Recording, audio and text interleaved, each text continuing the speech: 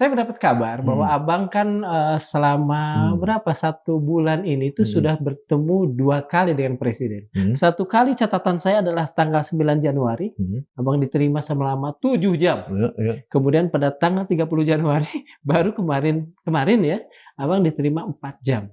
Kok tahu dari mana Anda? Presiden kan marah ya dengan skandal-skandal yang terus berlangsung di bursa efek. Ini urusan nasib uang itu ada di tangan OJK dan kemarin quote and quote dipecat presiden di bursa efek BI dan kemudian ketua OJK dan beberapa pimpinan OJK yang mengawasin sadar diri bahwa dia gagal. 50% lagi menteri-menteri ini brengsek dan itu mudah-mudahan ya kita lihat aja Prabowo akan ganti nggak di bulan Februari dan Maret ini. Di Indonesia ini kan sekitar 10 orang mengontrol ekonomi Indonesia kan. Iya, betul. Nah ini yang menjadi musuhnya Prabowo saat ini. Iya, Ya wajar kalau dia itu murka kalau orang ini tidak balik ke ketaatan konstitusi. Kapolri Ya. dengan akan mempertahankan mati-matian Hmm, sampai titik darah penghabisan hmm. untuk tidak berada di bawah kementerian. Emang Dia Prabowo dengar omongan Sigit? Jangan pikir omongan Kapolri itu didengar dia. Prabowo Subianto di sini, iya betul. ya kan? Listio tuh kan kira-kira di Iya sini. betul. Kalau Dalam dulu skema Jokowi dakwaan. di sini, ya kan Listio di Dekatlah, sini. ya. Apa memang Pak Sigit ini bisa ketemu presiden dalam 6 bulan sekali? Mhm. Zaman Jokowi tiap hari. Ngapain ini ditakutin si Jokowi ini? Egy Sujana aja yang yang Iya yang takut. bingung dia nggak takut sama Jokowi.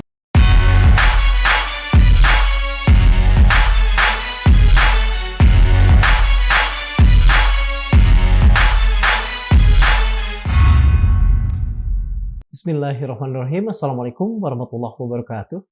Sobat Madilog, tampaknya pekan-pekan ini adalah pekan yang sangat ingar-bingar dalam kehidupan kenegaraan di Republik kita tercinta ini. Baru-baru ini kita dikejutkan dengan IHSG yang begitu anjlok dan dikatakan terburuk sepanjang sejarah pasar modal Indonesia. Kemudian disusul juga dengan pengunduran diri eh, pimpinan Bursa Efek Indonesia, kemudian pimpinan-pimpinan OJK, dan kemarin kita juga dikejutkan dengan pernyataan yang sangat menohok dan bernada bagi sebagian orang menantang dari Pak Kapolri kita, Pak Listio Sigit Prabowo. Ada sekian banyak kritik menyusul masuknya Indonesia menjadi bagian dari Board of Peace yang digagas oleh Donald Trump, meski itu merupakan bagian dari resolusi Dewan Keamanan PBB. Nah, untuk mencermati hal ini dari sisi yang lain, katakan saja dari sisi istana, dari sisi bisik-bisiknya, pada Madigalon kali ini kami menghadirkan Bang Sahganda Nainggolan. Beliau adalah tim sipil yang menjadi pendamping dari Komite Percepatan Reformasi Kepolisian. Beliau juga orang yang dikenal dekat dengan, katakan saja, kekuasaan. Dalam hal ini Pak Prabowo Subianto. Selamat datang kembali di Madilog. Assalamualaikum, Madilog hebat, top. Waalaikumsalam Kawan. warahmatullahi wabarakatuh. Aduh. Saya mendapat kabar bahwa Abang kan, selama berapa, 1 bulan ini tuh sudah bertemu 2 kali dengan presiden. 1 kali catatan saya adalah tanggal 9 Januari, Abang diterima selama 7 jam. Iya iya. Kemudian pada tanggal 30 Januari baru kemarin ya, Abang diterima 4 jam. Kok tahu dari mana Anda? Saya wartawan, Bang. Oh gitu, ya ya. Aduh. Maksud saya, jangan underestimate wartawan, Oh, jangan iya, iya, underestimate iya. intel ya. Iya iya. Tapi Ya, ya telinga saya kita ada di pertemuan mana-mana saya lah. dengan presiden tuh selama 11 jam bulan ini ya saya off the record lah ya, Iya karena iya iya iya. itu nggak bisa saya ceritakan di publik Iya, gitu. iya. Kapan beliau presiden ini marah?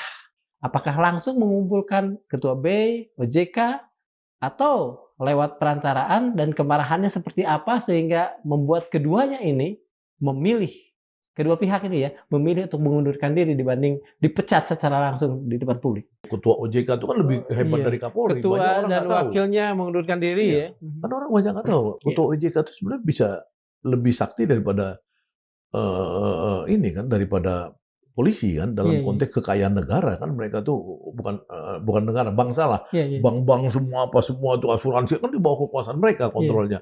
Banyak orang yang karena cuma urusannya SIM, urusannya STNK apa segala, dia pikir polisi hebat. Enggak, ini urusan nasib uang itu ada di tangan OJK. Dan kemarin quote and quote dipecat presiden gitu loh. Di kepala kami, publik, kemarin itu kan ketua ya sebenarnya ya, ketua OJK mengundurkan diri. Demikian pula wakilnya. Iya. Tapi dari pernyataan Abang, meskipun masih dalam tanda petik, dipecat presiden, dipecat Pak Prabowo. Mungkin bisa lebih dijelaskan nggak agar publik mengerti. Mengapa Abang memakai kata dipecat? Sementara publik sebagaimana pemberitaan tahunya mereka mengundurkan diri. Ya, yang saya dengar itu presiden kan marah ya dengan skandal-skandal yang terus berlangsung di bursa efek dan itu bisa menghancurkan sistem perekonomian Indonesia dari sektor pasar modal kan gitu. Nah, kemarahan ini tentunya diterjemahkan oleh pihak-pihak sehingga di bursa efek BI dan kemudian ketua OJK dan beberapa pimpinan OJK yang mengawasin, ya dia harus sadar diri bahwa dia gagal. Ya kan, ini kan kita hampir hancur nih. 2 kali disuspend kan. Kemudian ada skandal yang oleh Morgan Stanley itu membahayakan pertahanan dan keamanan nasional karena kalau ini salah kelola, transparansi dan integritas bursa efek ini terus-menerus hancur, itu bisa capital outflow itu dari pasar modal bisa sampai 25 sampai 35 miliar dolar. Ya, jadi artinya wajar presiden marah dan wajar orang kemudian mengundurkan diri. Bahasa kita kan ya dia dipaksa, kalau bahasa publik ya dia mengundurkan diri kan kira-kira gitu. Bobroknya pasar modal itu kan kelihatan kemarin. Bobroknya OJK itu juga kelihatan kemarin, tidak mengawasi. Ya, orang udah panik seluruh Indonesia ini karena Morgan Stanley itu kan kliennya seperti BlackRock dan lain-lain itu kan simpan uang kakap-kakap semua dunia. Ini kalau dia terus melakukan penilaian negatif ya terhadap BEJ, kemudian diikuti oleh rating-rating lain yang akan menurunkan rating kita ya, itu kan bisa kepercayaan publik di pasar kan bisa turun. Nah, tentu Prabowo marah kan. Hanya memang Prabowo kan bisa melihat itu dari 2 sisi ya. Satu melihat itu memang secara organik bahwa itu memang secara budaya ya di Indonesia ini ya termasuk orang-orang berjas berdasi itu juga bandit. Nah, kira-kira gitu. Ya bandit, maksudnya itu kan terjadi juga di 2008 di Amerika, kemudian di Eropa ketika orang-orang yang paling gagah berdasi tiap hari pakai mobil hitam. Gagahnya apa? Itu White collar crime gitu ya. Bandit-bandit juga. Bandit kan tahun 2008 skandal mortgage di Amerika kan begitu. Nah, ini juga banyak skandal. Kayak dulu Enron juga begitu kan. Iya, makanya itu kan di sini kan banyak orang yang kebanyakan goreng-goreng saham ya kan, kemudian dia family business itu tidak terlalu terbuka ya, dia bilang load faktornya 5%, 7,5%, 15%, padahal dia tipu ya kan di pasar dia main 3%, sisanya saudaranya, adiknya apa segala. Ini kan kelakuan-kelakuan daripada pemain pasar kita ya. Ini yang pengen dikoreksi kan, sehingga jajaran bursa efek itu harus betul-betul memberikan sanksi. Kalau sekarang ini kan enggak, dia cuma sanksi gitu keluarin, nggak ada pidananya. Orang-orang yang menipu, orang-orang seperti kita yang kalau baru UMKM pengen cari uang di pasar modal ya, kita punya produk gelas misalkan dari pasar modal kan hancur dong. Kan kasihan kan, paling kan salah satu sumber pembiayaan di luar bank kan. Itu yang saya pikir Prabowo marah dan dia tahu bahwa ini sebuah kejahatan. Pemberitaan lebih mengarah bahwa semua ini hanya disebabkan atau paling tidak dominan disebabkan karena pengangkatan keponakan beliau di BI itu. Oh enggak, itu beda lagi. Ini kan pasar modal kan. Iya, betul. Kita tadi bilang pasar modal kan. Iya, betul. Kalau yang ini kan bank. Iya, maksudnya itu berhubungan dengan kepercayaan nggak? Oh enggak. Ini menurut saya sih yang satu juga orang banyak ribut soal nepotisme. Ya kan, soal Thomas Jiwandono maksudnya kan. Iya.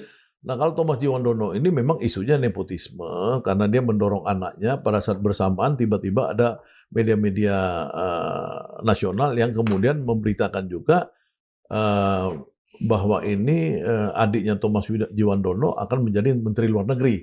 Paralel kan tuh kan, paralel kan. Berarti kan ada semacam konspirasi ya untuk memperkuat tesis bahwa Prabowo mau Nepotis, nepotis, nepotis, ya betul. ya kan? Nah, padahal kan isu Budi Jiwandono itu kan dikeluarkan pertama kali oleh Ketua Komisi 1 DPR yang orang PDI itu, siapa namanya itu, Mhm. si pemain catur itu, Utut. Utut kan, di rapat DPR dia bilang, "Nah, ini ada isu nih, nanti sebelah saya nih akan jadi Menlu," gitu kan. Dia nunjuk ke ini kan, Ke ke Budi. Budi. Nah, kita kan nggak tahu konspirasi orang kan, antara orang ini koeksistensi atau memang bagian daripada pengembangan isu Prabowo itu nepotis. Padahal kan Iya, iya, Prabowo iya. tidak ada rencana membuat Budi Jadi Menlu. jadi Menlu. Dia sayangnya sama maksudnya percayanya sama Sugiono, kan Sugiono, iya, kira-kira iya, iya, iya. gitu. Nah, di dalam isu nepotisme itu mungkin secara koeksistensi atau juga diorkestrasi, bursa efek ini juga diledakkan. Iya, Nah, iya, iya. untuk orang intelijen seperti Prabowo misalkan, itu bisa melihat ini sebagai konspirasi juga, ya seperti 98 George Soros masuk gitu loh. Iya, iya, iya, Nah, ini iya. juga kelompok-kelompok itu BlackRock apa segala Iya, masuk iya. untuk melakukan kegoncangan politik. Jadi bisa aja gitu. Karena Prabowo ini musuhnya kan terlalu banyak. Oke, Bang, ini kan katakan saja orang-orang BEI, orang-orang OJK, katakan saja orang-orang Mhm. keuangan ini Iya, yang iya. membuat kemarin, urusan ini menjadi panas, akankah ada semacam upaya hukum untuk kalau mereka bersalah menyeret mereka ke meja hijau? Kalau nggak salah hari ini kan, ini ya, kayaknya ada berita, untuk ditindaklanjutin kan, Iya, iya, orang-orang iya. OJK itu akan diperiksa kan, gitu. Saya nggak tahu mungkin pasar modal juga akan diperiksa. Saya dengar sih akan diperiksa mereka semua gitu. Karena banyak skandal-skandal yang, ya sebenarnya diwarisin oleh era lalu ya. Iya, Ini iya, kan iya, produk iya. era lalu Iya. nih, yang pemimpin-pemimpin OJK, pemimpin apa namanya, pemimpin Bursa. bursa ini kan dari era lalu, era Iya, iya, iya, sebelum iya. Prabowo Iya. gitu. Nah, era lalu lah Iya, kita iya, tahu iya, kan iya, era lalu betul. siapa kan itu yang kacau balau itu ya kan. Banyak sekali, warisan-warisan Ada ininya ya. fotonya di sini nih, Iya. ada ini nih, nih ada fotonya nih. Nah, maksud saya artinya sebenarnya Prabowo itu mau melawan satu kelompok mafia yang menguasai pasar uang. Ini sebenarnya dimulai dengan OJK itu sendiri. OJK itu kan sebenarnya otoritas di mana mereka mengatakan kami para kapitalis, ya kan, mengurus diri kami sendiri. Iya, iya, iya, Ya kan, iya. karena OJK itu kan kumpulan para pemilik-pemilik uang kan. Iya. Jadi kapitalis-kapitalis itu, ya kami ingin ngelola sendiri, bukan dikelola oleh BI. Kalau dulu kan BI yang Iya, ngelola iya, dan iya. Menteri Keuangan, Betul. tiba-tiba ada lembaga baru. Nah, ini mereka yang kontrol nih, pimpinan-pimpinannya ini, ya kan, sampai layer layer deputi mungkin di OJK itu dikontrol oleh mereka. Nah, Prabowo ini kan tahu bahwa ini akan menjadi musuh dia kalau misalkan oligarki atau pemilik modal apa segala ini tidak tunduk pada negara Iya, gitu. betul. Jadi tentu Prabowo akan menggunakan instrumen hukum untuk Untuk menindaklanjuti iya ini dong, ya. menindaklanjutin itu. Kejaksaan lah dalam hal ini ya kelihatannya. Iya bisa, kalau OJK itu ya pasti ya KPK, kejaksaan apa segala kan itu pasti akan turun gitu. Bang, boleh nggak dielaborasi? Heeh, Sebetulnya ini kan Abang menggunakan kata, kalau saya tidak salah marah ya. mhm, Mungkin saya mhm, bisa punya padanan kata lain, karena marah itu mhm, ekspresi Abangnya juga lain. mhm, mhm. Beliau murka. Ya Nah, Prabowo beliau murka, murka ya. murka Nah, ya. adakah skandal yang lebih, detail? Skandal apa yang dilakukan orang-orang ini sehingga membuat, Pak Prabowo murka? Nggak, kalau ini orang-orang ini kan sebenarnya dalam konteks yang kita sebut oligarki hitam Iya dulu, betul. ya kan? Ini kan menguasai seluruh sektor ekonomi kita, Iya. ya kan? Sektor ekonomi apa? Dari mulai kekayaan alam, ya Iya. tambang, timah, batu bara, hutan, apa emas, apa segala ini, sampai ke perbankan yang menguasai kredit-kredit di Himbara, Iya. ya bank-bank pemerintah, bank negara itu kreditnya itu lebih gede loh daripada APBN kita ya, dari ya ribuan triliun kan mereka lebih kemudian, apa namanya, itu di luar itu bank-bank lain, bank-bank yang, swasta apa, itu kan dikontrol mereka. Jadi kan di Indonesia ini kan sekitar 10 orang mengontrol ekonomi Indonesia kan. Iya. Nah ini yang menjadi musuhnya Prabowo saat ini. Iya. Ya wajar kalau dia itu murka kalau orang ini tidak balik ke ketaatan konstitusi. Iya, iya, Ya iya. bahwa pasal 33 itu ya kan mencerminkan ekonomi Indonesia disusun berdasarkan Usaha azas bersama usaha bersama, kekeluargaan, betul. kekeluargaan, untuk kepentingan bersama. Nah, mereka selama ini untuk kepentingan negara lain. Ya Oke. kan, udah Iya iya kaya iya nanti iya. pindah uangnya di Singapura. Kan Iya iya Jokowi iya kan iya. pernah mau minta uangnya di Singapura dulu, tax amnesty itu 16.000 triliun kan Iya nggak iya balik iya. juga. Ya, mereka pas Covid buat kelompok klub sepeda. Iya Ya iya kan di iya. Singapura, ya kan, apa namanya, menghindar dari ketakutan di Indonesia karena dianggap sektor kesehatannya tidak ini. Mmm. Mereka nyumbang-nyumbang uang ke universitas di Singapura, di negara-negara lain, ya Iya kan. Nah iya iya ini iya. diketahui Prabowo, karena Prabowo ini presiden yang sudah tua, Iya iya ya iya. kan, yang dia itu lebih tua daripada semua orang-orang kaya ini, gitu loh. Iya iya iya iya. Nah Oke makanya oke. dia kan sudah bilang, "Saya akan bermusuhan sama Anda, kalau Anda tidak tunduk pada negara," gitu loh. Nah banyak yang kemudian coba melawan kayak Reza Khalid Iya. kabur, ya kan. Saya dengar isunya sebentar lagi ditangkap kan, Iya iya iya iya kan iya. dia berlindung di Malaysia. Kemudian, apa namanya, misalnya perusahaan terbesar, emas ya di luar Mhm. Freeport, Iya. yang ada di mana, di, Sumatera Di Utara, Sumatera Utara ya, itu di dia bagian kemarin yang yang ini juga, bencana bencana juga bencana ya. dianggap dalang bencana diambil sekarang sama pemerintah, sama Danantara. Iya, 1 dari 28 itu kalau saya tidak salah. Iya, 1 dari Mhm. 28 ya kan, dan lain-lain dan lain-lain, dan Mmm. tentu kelompok-kelompok ini kan mau nyogok Prabowo dong, ya kan, Iya iya supaya iya. dia bisa cincai kayak rejim lalu, Iya, ya oke. kan, di Iya iya rejim iya. lalu kan gampang tuh Iya iya cincai iya. kan. Nah, sekarang Prabowo nggak mau, jadi perangnya ini ya Prabowo perang terbuka kan, dan dia dia perang terbuka ini ya, ya pasti orang orang itu ya murka dia gitu, itu Bang, intinya. Abang tadi bilang Reza Khalid sudah dalam posisi siap untuk ditangkap. Maksudnya kita sudah siap untuk segera menangkap Reza Khalid, saya konfirmasi saja. Ya kalau dia berlindungnya di Malaysia, ya kan, dia kan paspornya pasti akan habis. Iya. Kan atau paspornya udah di ini. Kedua kedua dia pasti nanti, apa, uangnya dibekukan, Mhm. ininya kemudian, apa, Interpol nyari dia. Nah, kalau Malaysia, Mmm. ya, sebagai negara sahabat yang baik dengan Iya iya iya. kita, ya, ini kan Prabowo berkali-kali punya hubungan baik dengan Anwar Anwar, Ibrahim kan. betul. Nah, ini kan bisa jadi rusak hubungan kalau misalkan Malaysia menampung penjahat. Iya. Kalau dulu kan Joko Chandra juga di sana, Iya, betul. ya kan. Jadi jangan Malaysia ya menjadi penampung penjahat. Kalau dulu dia menampung Abu Bakar Basir, Iya iya iya, menampung Dr. Imaduddin Abdul Abdurrahim. Rahim. Nah, Malaysia itu kalau nampung politik, suaka politik, Mhm. asilum ya, itu sih, buat saya sih okelah sahabat, Mmm. ini gitu ya. Tapi kalau nampung penjahat, nah ini bahaya gitu loh buat buat kekuatan ini kita. Sudah ada keretakan nggak hubungan kedua, kedua pemimpin Hmm. yang sangat bersahabat ini, Pak Anwar dengan, Pak Prabowo dalam hubungannya dengan ngendonnya Reza Khalid di sana?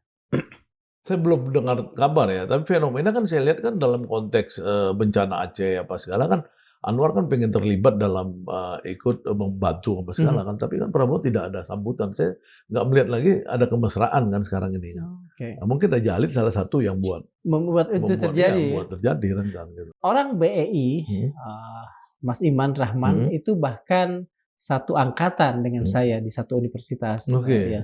Kemudian, orang-orang OJK juga kan, orang-orang muda, ya. iya. Apakah kita bisa mengatakan bahwa mereka itu bagian dari mafia yang sudah bercokol lama itu? Atau turut memfasilitasi lah dengan posisi Iya, mereka di sana? saya kan dulu pernah buat OJK Watch ya. Iya iya iya. Saya pernah mendirikan OJK Watch ya, zaman Pak Wimbo itu Iya iya masih iya. sebagai, ketua OJK. Mhm. Nah, saya pikir mereka tuh banyak, apa namanya, banyak hal yang kita curigai sebagai skandal-skandal yang mengabdi pada, dari mana mereka berasal tadinya. Ya Oke. kan, apakah mereka dari bank ini, bank itu, Mhm. asuransi ini, asuransi itu, gitu loh. Ya Nah, bermasalah juga ya? iya, jadi Mhm. ini memang OJK tetap harus membenahi diri, kapasitas dia harus dia tingkatkan Mhm. menjadi dia imparsial. Iya iya. Ya, itu makanya, pengawasan, supervisinya itu harus harus diperkuat ya. Mhm. Saya, berharap ya teman-teman yang ada di pengawasan itu seperti Pak Tito Sulistyo dan kawan-kawan yang ada di sana Mhm. harus mempunyai, apa namanya, mungkin porsi kekuasaan untuk, Mengawasi. mengawasi yang Mhm. lebih besar lagi gitu. Oke.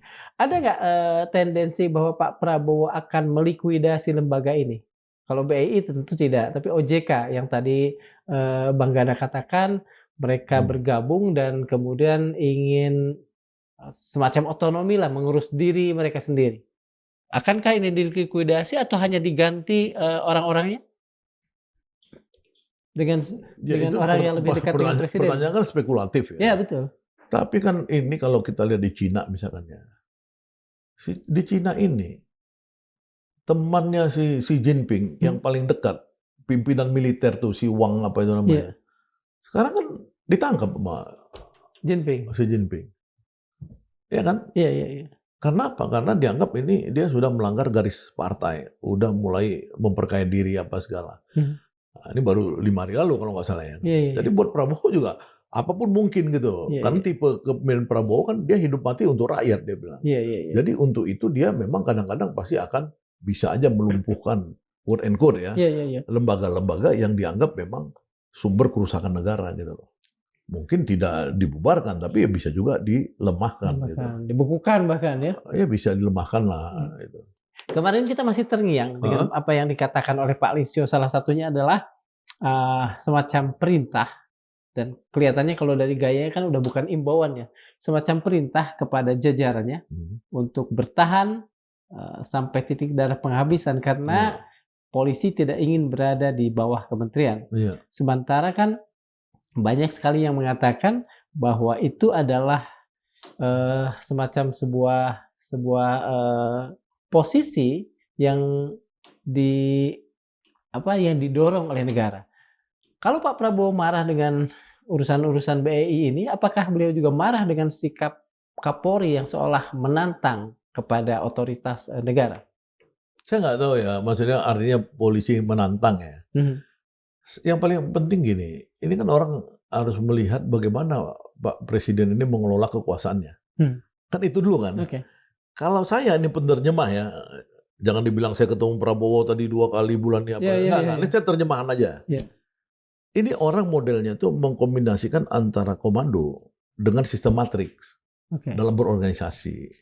Nah, sistem matriks ini ya membuat dia itu bisa tiba-tiba berhubungan dengan level kepala daerah untuk mengecek langsung apakah berjalan di situ sistem keamanan, makan bergizi gratis, sekolah Garuda, apa segala yang program-program dia yang raksasa, ya kan? Komando kalau dia sudah membutuhkan eksekusi cepat, misalkan dia gunakan tentara sama kejaksaan Kejaksaan, iya. untuk nangkap-nangkap. Itu yang 28 kemarin, Iya. emang itu polisi? Bukan. Bukan kan? Iya. Itu tentara kan Iya sama iya, ini. betul. Emang yang membangun koperasi Desa Merah Putih, Peri Juliantono? Ya, tentara juga. Tentara kan yang bekerja kan? Iya.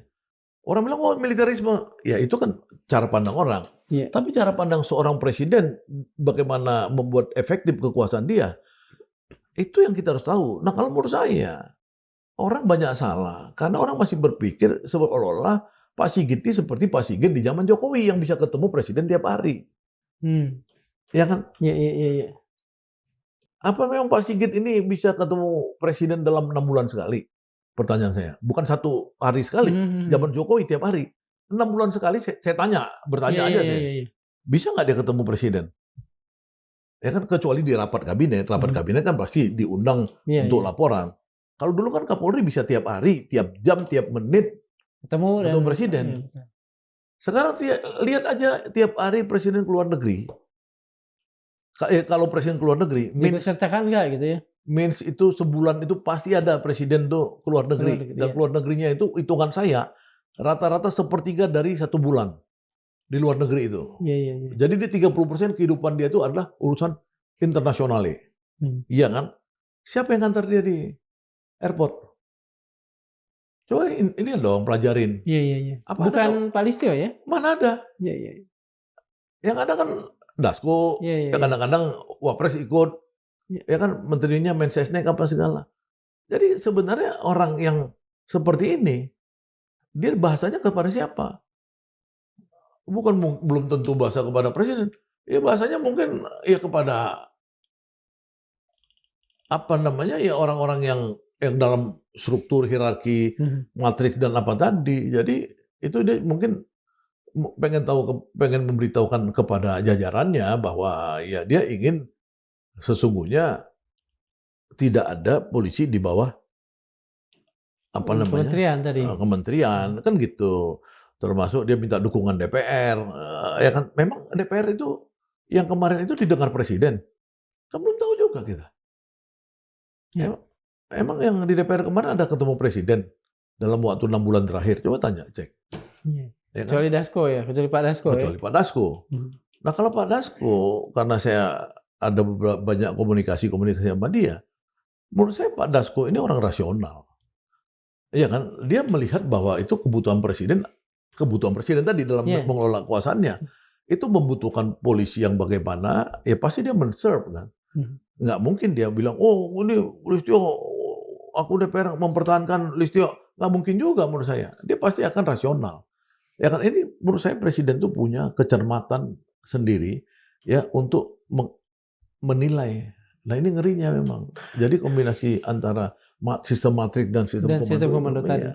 Bang, begini, Abang kan tadi mengatakan belum tentu apa yang dikatakan Kapolri dengan akan mempertahankan mati-matian sampai titik darah penghabisan untuk tidak berada di bawah kementerian. Ya. Dan DPR kan dalam paripurna kemarin mengiyakan itu. Tapi kalau tidak buat Pak Prabowo, kepada presiden yang katakan saya punya tangan untuk mengatakan iya atau tidak terhadap itu, kepada siapa Pak Listio bicara sebegitu galaknya kalau menurut penilaian kami? Ya, atau curhat kali ya kan? Ya nggak tahu, kan kita nggak tahu. Saya ini analisis ya. Iya. Kan saya membaca Prabowo Subianto di sini. Iya betul. Ya kan?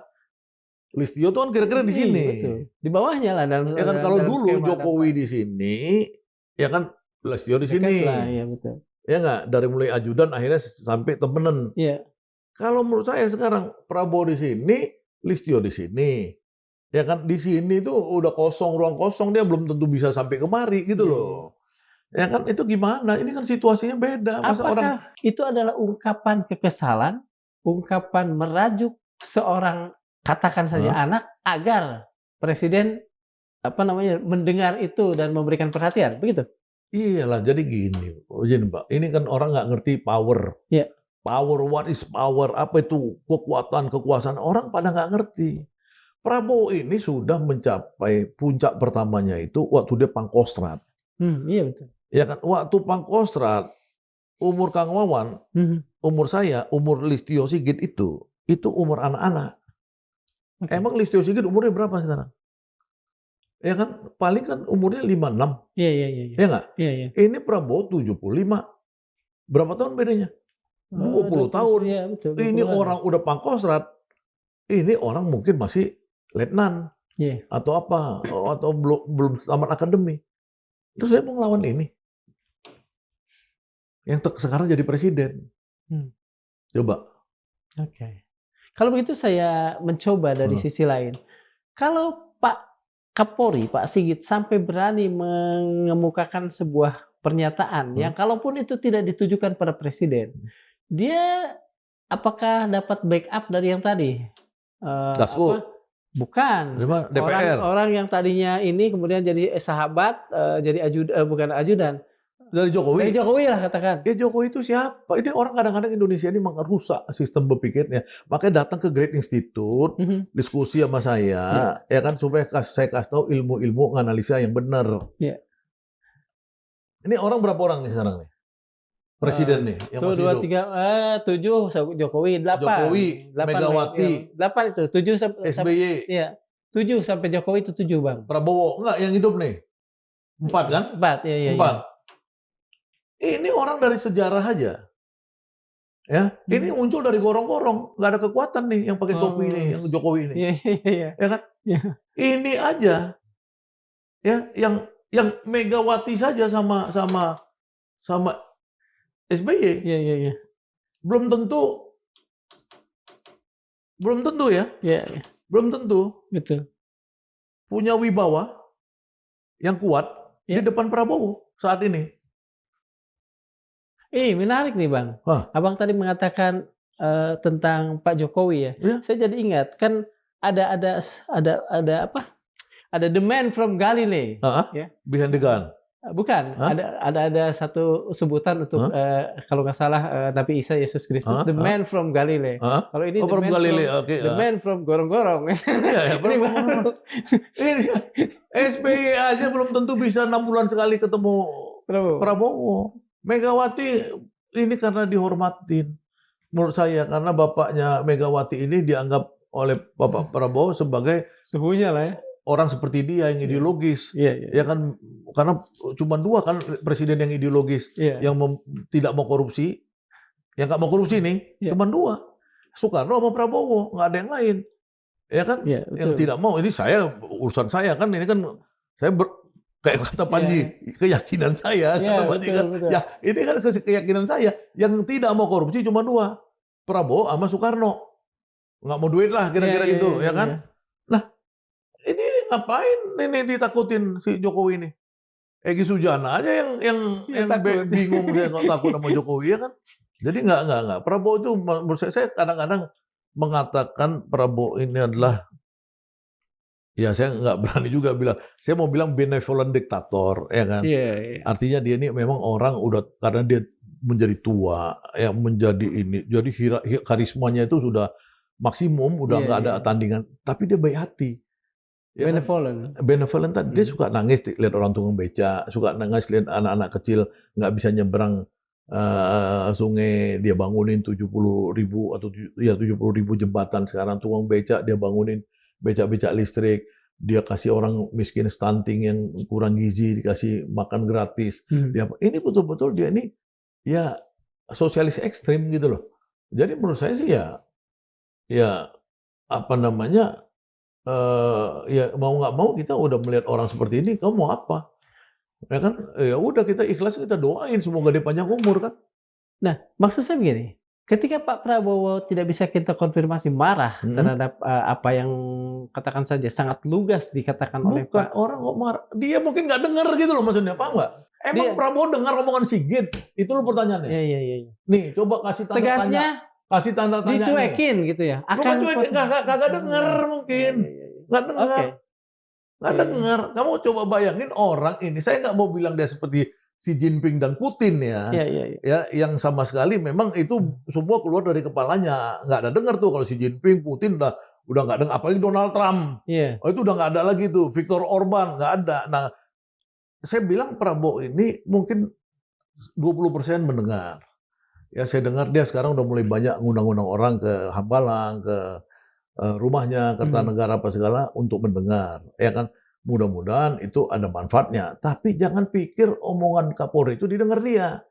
Ini dulu, jadi orang-orang yang kalau soal orang ada banyak merasa disakiti polisi, yang paling sakit kan saya, Kang Wawan, Iya iya iya iya. yang dipenjara secara tidak hormat. Saya dipenjara dulu zaman Orde Baru oleh militer, saya dikasih meja biliar. Ya, masih hidup orangnya tuh Pak Purnomo tuh, orang Bais itu. Iya, Pak Purnomo Masih kan? Bandung, Bandung. Jalan Reog. Saya sama Khalid Nasution tuh, Iya. angkatan 68, tiap hari main catur. Dia sebagai komandan dan Satgas Laksus waktu itu, tiap sore kami main catur. Jadi saya tuh sebagai aktivis di penjara di situ, tapi dihormatin. Iya iya. Sekarang saya di penjara kemarin, di zaman Pak Sulistyo Sigit ini, Iya. sama Pak Idam Majis, tiap hari kalau periksa ponsel, itu kan kita kayak orang apa Iya, budak iya, itu, iya. suruh tunduk-tunduk jalan itu, keluar kamar apa segala. Emang saya nggak sakit hati sama mereka, ya kan? Tapi kalau saya mau bilang sekarang, ya kan, ini bukan Sigit yang dulu yang hebat, si Iya. Idam Aziz yang hebat, yang bisa ketemu presiden. Ini sekarang, ini strukturnya presiden beda. Hierarkinya beda, saya nggak tahu polanya apa. Dia mungkin punya politbiro yang kita kagak tahu juga siapa isi politbironya. Kalau saya lihat pidato presiden di Davos, saya tuh kagum. Yang buat nih siapa pidatonya? Keren banget pidatonya itu. Kira-kira gitu, nggak mungkin menteri-menterinya. Bukan Great Institute, bukan? Hah? Great Institute bukan yang bikin? Belum. Kita masih berdoa ya kan, suatu hari diajak buat pidatonya gitu. Jelas ada kemungkinan tidak didengarkan dan mungkin Pak Prabowo justru meskipun DPR sudah bersepakat untuk tetap mempertahankan Undang-Undang Nomor 2 kalau saya tidak salah ya, tentang kepolisian yang menempatkan polisi di bawah presiden, tapi bisa saja kemudian beliau menggeser Dengan Begini, jadi ada hukum dialektik namanya hmm, ya. Banyak orang makanya saya ngajak analisis. Kan si apa namanya itu siapa dia sebelum Karl Marx siapa namanya? Sebelum Karl Angel, Marx, Friedrich bukan Angel, Engels, bukan, tetap temannya itu, guru Bohirnya. yang membalikkan teori yang dari pusatnya ide, kemudian ini sekarang pusatnya material siapa sih? Eh, ini ya Hegel bukan? Hegel Iya, kan gitu Hegel kan. ya. Hegel kan bicara dialektika Iya, kan gitu. Ada bicara sintesis, antitesis, iya, kasualitas apa kan orang-orang kalau kayak gini kan bisa lebih utuh iya. cara melihat si situasi sekarang. Jadi secara dialektika ini sekarang memang porsi itu akan lebih berat pada kekuasaan yang berlatar belakang militer. Hmm, Iya kan? Dan itu baret merah. hmm. Kenapa? Karena kan orang berkembang di situ Prabowo itu. Berkembang di situ, dia yakin pada apa namanya? Pada Loyalitas juga ya. loyalitas Hmm. apa segala, ya kan? Nah, jadi itu hukum alamnya itu akan membuat memang yang selama ini polisi dominan di era Jokowi? Jokowi itu pasti akan mulai tidak dominan. Nah, kayak gini-gini nggak usah kita anggap sebagai sesuatu yang kayak wow, Hmm, enggak, hmm, itu biasa aja.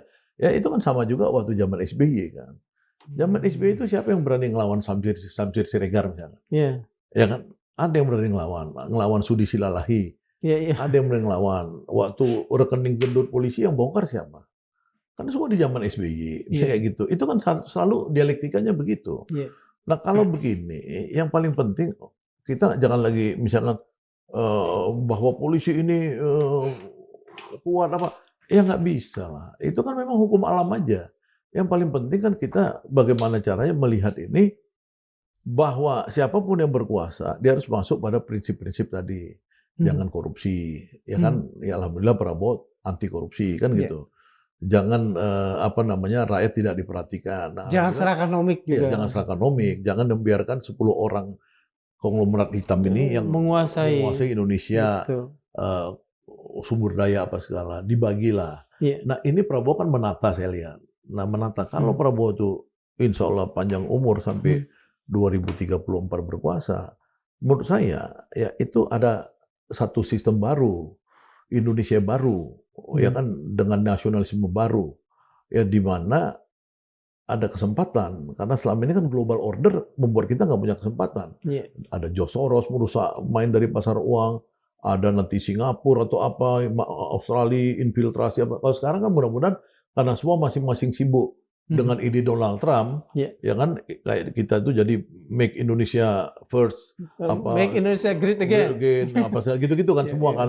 Australia gitu ini gitu ya. Singapura mungkin kehilangan pengaruh karena dia bukan lagi pemain yang bagus di dalam dunia masing-masing nasionalisme. Mhm, Nah, kita bisa menata.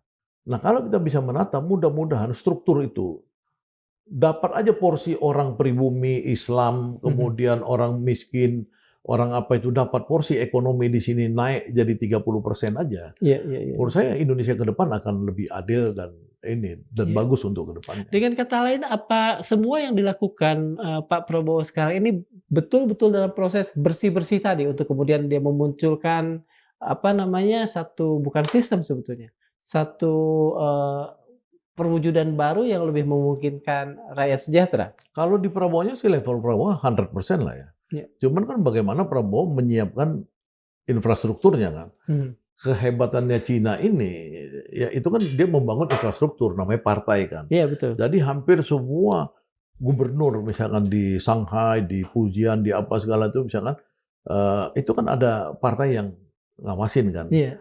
Ada seleksi-seleksi yang kuat, ya kan. Nah kalau Prabowo kan baru berhasil bagaimana orang kayak Bahlil yang tadinya nggak punya ideologi, Mhm, Nusron yang so-so apa segala itu jadi bisa ngikutin langgamnya Prabowo ya kan, mhm. beberapa menteri-menteri yang lain yang tadinya, mau sok-sokan kayak zaman Jokowi nyopet apa segala, balik jadi berubah. Jadi Prabowo ini jadi teladan buat lingkungannya. Nah tapi seberapa jauh kita nggak Mhm. tahu. Ini kan kejar-kejaran dengan waktu. Karena musuh Prabowo, para oligarki tadi dan para kekuatan asing ini memang, nggak diam. Mengapa ada satu hal yang, katakan jarang Mhm. dilakukan Pak Prabowo? Mhm. Kalau misalnya tadi, Abang mengatakan Bahlil itu katakan saja, Bahlil Mhm. dan kawan-kawan itu Mhm. berada di luar orbitnya Mhm. Pak Prabowo. Kenapa? Dan itu kemudian, sedikit menghalangi langkah-langkah kebaikan yang tengah, beliau lakukan.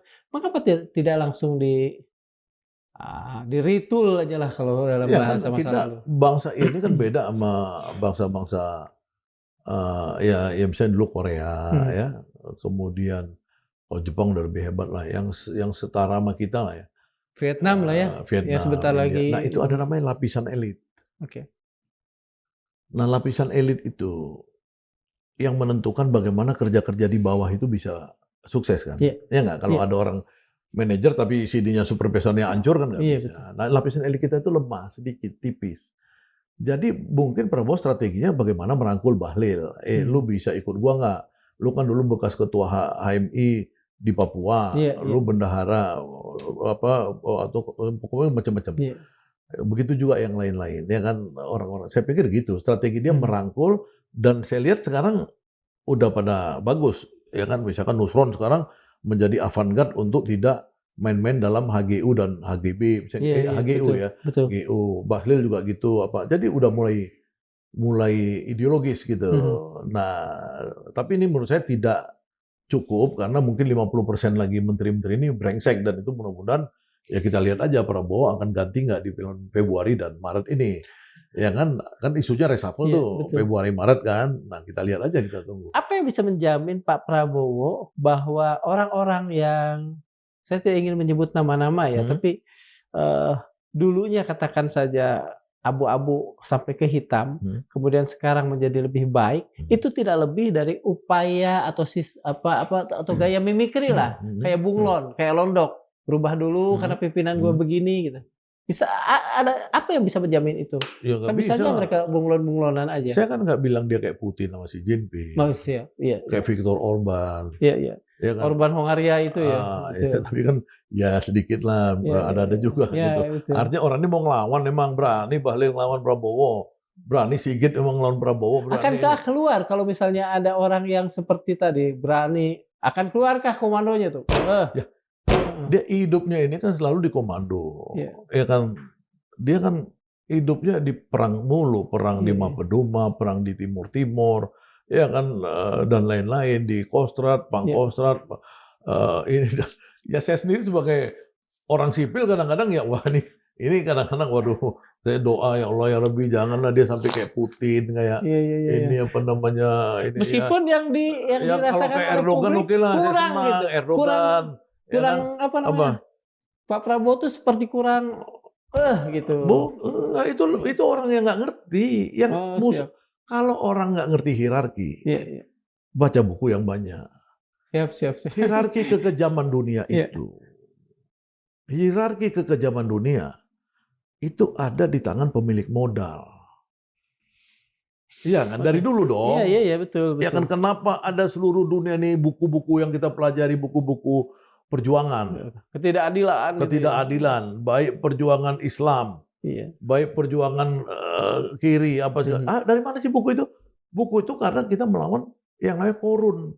Mhm, Dalam mhm. Islam itu bukan Firaun saja. Iya, iya. Di atasnya Firaun ini sebenarnya si Qorun ini, Modal lah ya, pemilik modalnya, oligarki ya. oligarkinya. Ya kan banyak orang pikir, "Oh ini Firaun." Enggak, Qorun itu paling ngeri. Kalau menurut saya. Iya, iya, iya, betul. Ini orang yang bisa menggerakkan, membayar tukang pukul, membayar tukang bunuh, Iya. membayar polisi, tentara, ini semua di sini. Jadi Prabowo itu pasti menurut saya, dia itu berstrategi, mana Mhm, duluan dipukul, mhm. mana duluan ini. Tapi ya sasaran dia kan melawan oligarki. Apakah pernyataan yang kelihatan begitu, berani menantang itu sebetulnya adalah pernyataan yang maaf, Hmm. tanda desperate, tanda putus asa dari Kapolri? Ya bisa jadi ya, putus asa itu artinya bukan dia ini, dia kan pengen ada legacy, histori bahwa dia tuh Mhm. pengen tetap polisi itu secara komando tetap di bawah presiden, kan Presiden. kira-kira Iya, iya. gitu. Itu kan, sejarah polisi itu kan ada di bawah presiden, Iya. kadang ada di bawah kementerian. tentara juga gitu kan, ada panglima dulu langsung di bawah presiden, sekarang dia Di sering juga di bawah depan, ya. Kementerian Pertahanan apa Mhm. segala. Jadi dia tuh mungkin ya karena dia lihat ada tekanan besar, ya tekanan besar itu bisa secara dialektis tadi saya Iya, sebutkan, bahwa memang ada sekarang dominasi militer dalam pengertian karena lebih dekat pada presiden. presiden, ya kan, dan militer itu berkembang terus, membangun 150 batalion baru, membangun Mhm. kodam-kodam baru, apa segala misalnya gitu ya. Yang itu udah pasti keniscayaan mereka tertekan. Ya karena Oke. mereka ini seringkali dulu kan karena satu kubu, Iya. ABRI lah Dulu dulu ABRI, namanya, iya ABRI kan iya. gitu kan. Nah tapi 3 angkatan mudah-mudahan dan Polri zaman itu. mudah-mudahan ke depannya justru kita berharap di tangan Prabowo itu ada satu pembagian peran yang pas. Oke. Ya happy lah, dua-dua happy. Ya kalau saya sih soal kementerian itu kan soal apa sih, nggak ada masalah juga. Kan sekarang misalkan Kementerian Pertahanan Mhm di bawah presiden langsung. mhm Panglima TNI tidak dibawa, tapi juga dibawa. Artinya bisa langsung juga ketemu, mhm. bisa dipanggil Iya langsung, iya iya. bisa bahkan kadang-kadang Kasat yang dipanggil langsung, apa. Jadi kalau polisi juga nggak usah alergi juga kalau ada kementerian, Iya iya. biasa-biasa aja gitu loh. Nah kalau dia desperate atau nggak desperate, saya pikir dia pengen nunjukkan bahwa lebih efektif polisi ini kalau di bawah presiden. Mhm. Iya kan, karena apa? Karena anggarannya bisa lebih, dikelola dia sendiri, tongkat komando dia, nanti bisa lebih, leluasa, Iya. nggak usah kementerian lagi dan lain-lain. Sebetulnya apa sih kemajuan paling konkret yang sudah apa namanya, dicapai oleh Komite Reformasi Kepolisian ini? Komite percepatan reformasi Kepolisian? kepolisian, Iya. ya itu kan, kita di sana saya udah mulai jarang ya ke sana, tapi 1 bulan awal tuh saya aktif ya Mhm dan saya, membaca ada mungkin 100 paper-paper, mhm yang diserahkan oleh, eee, kelompok-kelompok masyarakat mhm. ya dan kampus-kampus dalam audiensi dan saya juga mendampingi doktor, Mahfud ya? bukan Mahfud, Oh, sorry si Pak Jimli? profesor, eee, apa namanya itu, Sarip, Laude Sarip ya, Oke. kemudian, Jumur Hidayat dan, kita bersama Bahrudin Haiti ke Mhm kampus di Maluku dan mhm ketemu dengan beberapa jajaran lain. Artinya saya ke lapangan juga mhm. gitu. Jadi aspirasi masyarakat memang, perlu ada reformasi polisi secara serius ya. Mhm. Nah, reformasi polisi itu tentu intinya itu yang paling inti daripada inti di situ adalah bagaimana menjadikan polisi ini jadi civilian civilian, Civilian, Police ya? police ya. Mhm Jadi unsur-unsur budaya kekerasan dan lain-lain. Di situ sebenarnya poin yang mhm. paling inti ya. Oke. Beberapa orang tentu meminta agar ada pergantian Pergantian pimpinan ya, Kapolri, seperti betul. Kapolri, ya, kemudian ada yang mencoba untuk mengkaitkan agar pengawasan seperti di Jepang ya. Di Mhm, Jepang kan itu Kompolnas di Jepang itu powerful sekali ya, betul. untuk mengawasi polisi gitu ya, dibandingkan Kompolnas di sini yang seperti corongnya saja gitu ya. Di sana Mhm tuh kalau nggak salah Kompolnas tuh mempunyai 19 atau 20 pasal ya, mhm. tentang tugasnya yang kuat untuk mengontrol polisi. Kan kalau salah saya cuma satu pasal lah dalam Undang-Undang Polri itu ya, Mhm. Kompolnas di ini. Aspirasi banyak, saya pikir, tapi, yang saya, dapat informasi dari, lingkungan presiden ya, bahwa presiden sih melihat spektrum, birokrasi itu dalam pikirannya Louis Althusser ya. Oke. Pikiran Leo Althusser ini kan, kalau pemimpinnya seperti Prabowo ideologis, maka, birokrasinya itu baik sipil maupun militer harus, Harus ideologis juga. ideologis dan Iya, ini betul. kelihatan guncangan kita selama 20 tahun, 30 tahun pasca Orde Baru ini, memang problem pokoknya memang, semuanya ya, jadi polisi iya, yang lain-lain iya ya, Mhm di mata Pak Presiden sih, yang saya dengar ya itu, dia tidak hanya polisi jadi beban dia. Makanya dia untuk buat contoh ya, contoh ketika dia membuat program dia yang paling besar mhm. namanya MBG. Iya, MBG itu kan yang dia minta kan, adalah, tentara lah ya.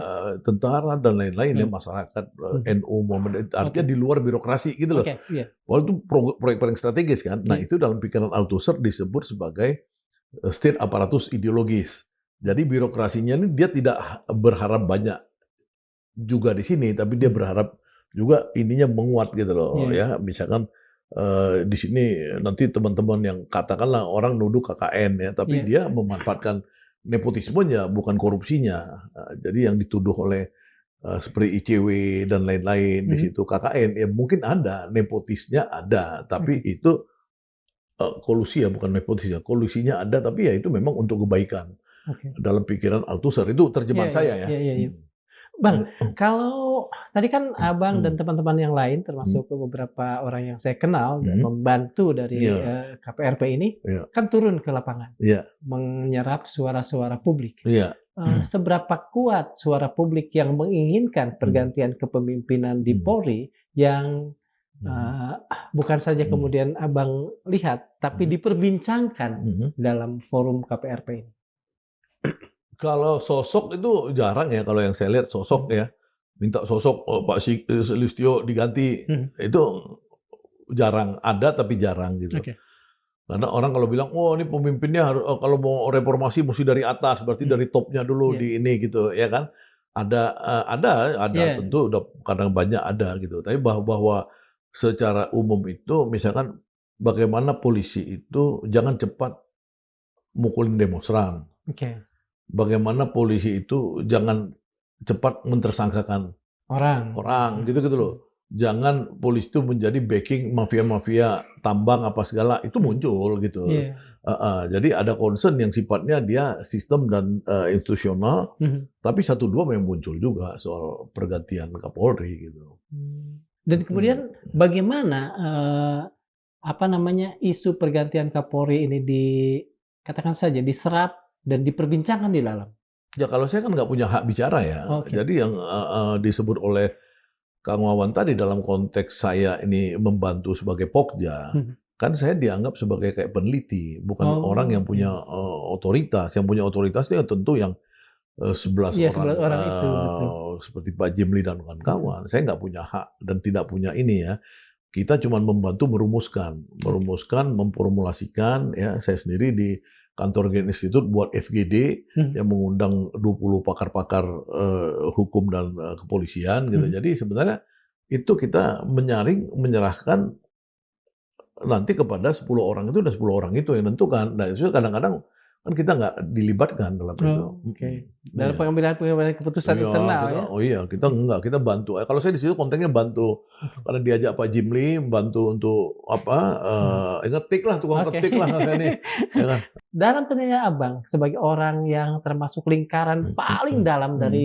komite ini, apakah Abang melihat ini sedang menuju sebuah reformasi, apa, reformasi Polri yang substantif sifatnya, ataukah hanya nanti yang keluar hal-hal yang lebih bersifat normatif yang publik juga nanti mungkin tidak akan puas dengan Enggak, isunya? maksudnya kalau makanya saya susah ya kalau ditanya dalam konteks saya yang ada di situ Betul. misalkan gitu, itu susah karena ini kan penampungan aspirasi kan. Oke. Nah, aspirasi ini kan pada akhirnya kan dirumuskan ya, misalkan dirumuskan satu dalam konsep, satu lagi dalam rancangan undang-undang. Mhm. Iya nggak? Yang kalau Betul. Pak Jimli saya dengar tuh pengen ada semacam omnibus di law ya, di Mhm. bidang, hukum gitu. Hukum. Jadi satu Oh, kesatuan gitu iya. ya, antara KUHP, antara, apa namanya, undang-undang kepolisian, undang-undang keamanan lainnya, bla bla, kira-kira gitu ya kan. Iya, betul. Nah, tapi itu kan maksud saya, itu kan, pada akhirnya kan diajukan ke presiden. Iya. Nah, apakah ini misalkan presiden meresponnya letter luck sesuai dengan urutan 1, 2, 3, 4, 5, Mhm. atau dia misalkan melihat itu sebagai masukan yang nanti akan dia respon pada waktu yang tepat, kan kita Mhm. nggak tahu. Ada satu isu lagi Hmm, yang, apa namanya, yang sangat panas, iya, bukan hangat saya katakan, terutama di kalangan umat Islam, hmm. BOP itu, dan Board of Peace. iya, Board of Peace dan, Hmm, meme-meme hmm, kemudian sudah sampai pada taraf, mendudukan Pak hmm. Prabowo sebagai maaf sekali, ini sih yang saya baca Iya, ya, iya, iya. kacungnya Pak Trump gitu. Bagaimana, Trump. Trump, iya, Ya saya nggak tahu kan, Trump, Munarman kan WA saya, iya, Munarman FPI ya. iya betul, WA saya, dia mempertanyakan Prabowo, kredibilitasnya, dan lain-lain ya. Saya bilang, Munarman, kita nggak bisa lihat orang yang berstrategi dan taktik. Mhm. Ya, kemudian kita menjudge Mhm. bahwa dia itu berubah, Iya. ya kan? Enggak lah. Kalau saya sih yakin Prabowo itu sih memang dari kecilnya sudah berjuang dari mulai kakeknya apa namanya, Mhm. Pangeran Diponegoro kan. Iya. Dia kan keluarga Pangeran Diponegoro. Kemudian pamannya meninggal berjuang Di sini, di Tangerang iya betul. waktu zaman Belanda, ya kan, zaman Jepang apa segala sampai dia menderita in exile di London apa segala. Ya orang kayak gini kan nggak gampang kita kemudian lihat, oh dia berubah, nggak. Iya. Sama kayak Jokowi kan. Jokowi kan dia tipu Jokowi. Ya kan Iya iya kira-kira iya. menurut saya, Iya iya dia iya iya. sendiri pasti nggak ngaku. Katanya Iya menurut iya saya dia iya. tipu aja Jokowi supaya dia akhirnya bisa dapat Gibran, Gibran kemudian dia naik jadi presiden kan. Presiden, Setelah iya dia iya iya. presiden kan buktinya Jokowi ketemu dia juga sekarang udah susah kan. Kira-kira gitu Iya kan. iya Nah, iya iya. maksud saya itu artinya orang kayak gini nih kita kadang-kadang lihat memang dalam situasi global politik yang mencemaskan dan rumit Iya. seperti sekarang. Justru board of peace itu ya kemungkinan, ini Iya kemungkinan iya. lagi, adalah keberhasilan terbesar Prabowo Mhm. ya di dunia internasional. Mmm. Ya, oleh-oleh dia pulang dari Davos itu. Iya iya iya. Kenapa? Karena ada satu perkumpulan pemimpin dunia Mhm. yang dia ada di situ. Ya kan, misalkan struktur lama nih kita Iya lihat, iya iya. United Nation, ada Dewan Keamanan misalnya. Apa Indonesia ada di situ? Dari tahun selama habis Perang Dunia Iya, Kedua, tahun 45 waktu itu. dibuat United Mhm. Nation, hanya 5 negara yang berkuasa. Oke. Untuk seluruh dunia. Iya. Untuk seluruh hal dunia. Inggris, Prancis, Amerika, Amerika, Cina, Cina, sama Rusia. Rusia, 5. Nggak ada. Nah, tiba-tiba PBB ini buat resolusi kemarin Mhm. untuk urusan Palestina ini mengeluarkan 21 poin. Mhm. Nah, di situ ada poin yang tentang pembuatan BOP ini. Iya. Yang kemudian Amerika ngelit dan dia melibatkan siapa yang mau ikut. Gabung, iya iya iya. Ya kan, Prabowo masuk dan dia duduk di sebelah Trump kemarin. Ya kan, dia partinya berbincang dong, Iya ya kan, iya dengan iya. Trump dan lain-lain. Nah, itu kan peluang dan dilala itu Prabowo itu bersama yang D8, kelompok-kelompok Islam yang 8 orang Mhm. yang dulu ketemu di Mesir, di apa segala, si apa, Raja Jordan, Iya. Presiden Mesir, Presiden Turki, MBS Arab. Arab, apa ada 8 negara Islam, termasuk UEA, Maroko. iya Maroko, ya, yang tidak kita ragukan seperti Erdogan, kita Iya. tidak ragukan keislamannya. Iya. Ya kan? Itu sekarang duduk sama Trump untuk investasi pembangunan kembali. Gajah, iya. Dan bahkan setahu saya, Maroko mengirim tentara lebih banyak dari Indonesia, Mhm. tentara untuk reconstruction ya. Iya iya iya. Jadi menurut saya ini opportunity ya bahwa kita perlu apa namanya dialog dengan umat Islam Mhm. dan presiden. Saya dengar itu di rencana presiden tuh saya dengar udah ada dialog antara tokoh-tokoh Islam ya. Mudah-mudahan Mhm. Munarman diajak di situ ya, Habib Rizik apa segala. Tapi saya udah tahu ada schedule-nya. Oke. Kemarin saya teleponan dengan Sekjen Serikat Islam, Peri Judantono yang kebetulan menterinya Iya, Prabowo juga, Menteri Prabowo Koperasi. juga, kesayangan juga wakil menteri apa segala. Nah, kemungkinan besar itu dalam waktu dekat mereka ini akan bertemu dengan Prabowo. Banyak yang menyayangkan kenapa Pak Prabowo mengambil keputusan itu Mhm. tanpa lebih dulu ngobrol lah dengan ini, mereka yang akan diundang ini, kelompok-kelompok Islam yang memandang persoalan Palestina itu sebagai persoalan penting dalam apa namanya, dalam kehidupan mereka. Kalau semua orang kan nggak mungkin yang seluruh hal yang sangat vital gitu kan nggak bisa diomongan sama semua orang, karena dia kan satu unsur negara, satu unsur masyarakat. Tapi yang Betul. saya tahu, pertemuan 16 tokoh-tokoh Islam yang melibatkan Muhammadiyah, NU ya itu kan terakhir sama Prabowo itu tanggal 29 atau 30 Agustus kan. Mhm. Kemarin artinya ada dialog kan. Nah, ini mudah-mudahan kan di awal tahun ini ada dialog lagi, kan gitu kan. Iya. Kan yang paling penting kan presiden begitu dong, bukan Iya, presiden betul betul. masa nanya sama Habib Rizik atau sama Munarman Ketua lah tadi. Muhammadiyah atau Munarman, "Nih gimana gue ikut ini gimana?" Ya Iya nggak iya. boleh juga kita gitu kan. Kita ya dia presidennya ya biar dia ngambil, cuman kita maksudnya kalau kita bilang kita nggak take it for granted, oke, tuntut aja kan gitu supaya itu kenapa Pak Presiden tidak melibatkan Palestina dalam mendorong Palestina masuk, ya. Tapi ya mudah-mudahan ke depannya ini kan masih option kan, dan option itu kan sebenarnya saya dengar kan bisa juga gampang keluar, sukarela kan. Jadi Iya iya misalkan iya. nanti tuntutan rakyat, "Pak Presiden udahlah lupakan aja itu, Donald Trump itu." Ya bisa juga, kan ada opportunity-nya. Iya. Maksudnya di dalam klausulnya itu boleh keluar Iya juga. iya. Terima kasih, Bang. Oke, terima Ya. kasih. Sobat Madilog, mencermati guliran reformasi Polri hingga respon yang ditunjukkan pada pejabatnya, kita sangat mungkin bisa tergelincir menilai bahwa ini bukan semata soal struktur, bukan soal di bawah kementerian atau tidak, melainkan soal apakah sebuah institusi masih merasa sebagai alat negara atau mulai merasa menjadi negara itu sendiri. Di titik ini kita dihadapkan pada paradok klasik kekuasaan. Lord Acton pernah menulis, "Power tends to corrupt and absolute power corrupt absolutely." Kekuasaan itu cenderung korup dan merusak, dan kekuasaan absolut merusak secara mutlak. Tapi dalam konteks kita hari ini, masalahnya bukan hanya korupsi kekuasaan. Masalahnya adalah rasa memiliki kekuasaan. Ibnu Khaldun jauh berabad-abad sebelumnya sudah mengingatkan, ketika suatu kekuasaan tak lagi dibatasi oleh tujuan publik, ia akan berubah dari pelindung menjadi pemangsa. Imam Al-Ghazali bahkan lebih keras. Kezaliman penguasa tak akan bertahan tanpa pembenaran dari para penegak kekuasaan di sekitarnya.